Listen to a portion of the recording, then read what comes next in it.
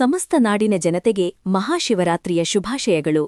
ಮಹಾಶಿವರಾತ್ರಿಯು ಹಿಂದೂ ಧರ್ಮದ ಅತ್ಯಂತ ಪವಿತ್ರವಾದ ಹಬ್ಬಗಳಲ್ಲಿ ಒಂದು. ಈ ದಿನದ ಹಿನ್ನೆಲೆಯಲ್ಲಿ ಹಲವಾರು ಪುರಾಣ ಕಥೆಗಳಿವೆ. ಅವುಗಳಲ್ಲಿ ಪ್ರಮುಖವಾದ 3 ಕಥೆಗಳು ಇಲ್ಲಿವೆ.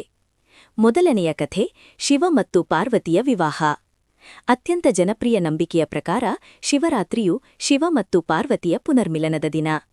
ದಕ್ಷಯಜ್ಞದ ನಂತರ ಸತಿಯು ದೇಹತ್ಯಾಗ ಮಾಡಿ ಮುಂದೆ ಪಾರ್ವತಿಯಾಗಿ ಜನಿಸಿ ಕಠಿಣ ತಪಸ್ಸು ಮಾಡುತ್ತಾಳೆ. ಅವಳ ಭಕ್ತಿಗೆ ಮೆಚ್ಚಿದ ಶಿವನು ಅವಳನ್ನು ವಿವಾಹವಾಗಲು ಒಪ್ಪುತ್ತಾನೆ. ಈ ಶುಭ ವಿವಾಹ ನಡೆದ ದಿನವನ್ನೇ ಮಹಾಶಿವರಾತ್ರಿ ಎಂದು ಸಂಭ್ರಮಿಸಲಾಗುತ್ತದೆ. ಎರಡನೆಯ ಕಥೆ ಕ್ಷೀರಸಾಗರ ಮಥನ ಮತ್ತು ನೀಲಕಂಠನ ಅವತಾರ.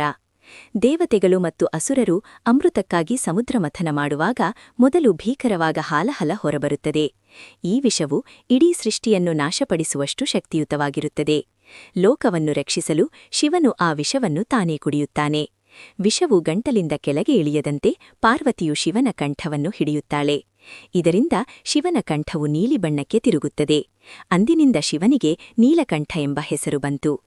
ಆ ರಾತ್ರಿ ವಿಷದ ಪ್ರಭಾವದಿಂದ ಶಿವನು ನಿದ್ರಿಸಬಾರದೆಂದು ದೇವತೆಗಳೆಲ್ಲರೂ ಶಿವನನ್ನು ಭಜಿಸುತ್ತಾ ಜಾಗರಣೆ ಮಾಡುತ್ತಾರೆ. ಮೂರನೆಯ ಕಥೆ ಲಿಂಗೋದ್ಭವ ಮೂರ್ತಿ. ಒಮ್ಮೆ ಬ್ರಹ್ಮ ಮತ್ತು ವಿಷ್ಣುವಿನ ನಡುವೆ ಯಾರು ಶ್ರೇಷ್ಠ ಎಂಬ ಅಹಂಕಾರದ ಜಗಳ ನಡೆಯುತ್ತದೆ. ಆಗ ಶಿವನು ಒಂದು ಬೃಹತ್ ಅಗ್ನಿಸ್ತಂಭದ ರೂಪದಲ್ಲಿ ಪ್ರಕಟವಾಗುತ್ತಾನೆ. ಈ ಲಿಂಗದ ಆದಿ ಮತ್ತು ಅಂತ್ಯವನ್ನು ಯಾರು ಕಂಡುಹಿಡಿಯುತ್ತಾರೋ ಅವರೇ ಶ್ರೇಷ್ಠ ಎಂದು ಸವಾಲು ಹಾಕುತ್ತಾನೆ. ಬ್ರಹ್ಮ ಹಂಸದ ರೂಪದಲ್ಲಿ ಮೇಲಕ್ಕೆ ಹೋಗುತ್ತಾನೆ.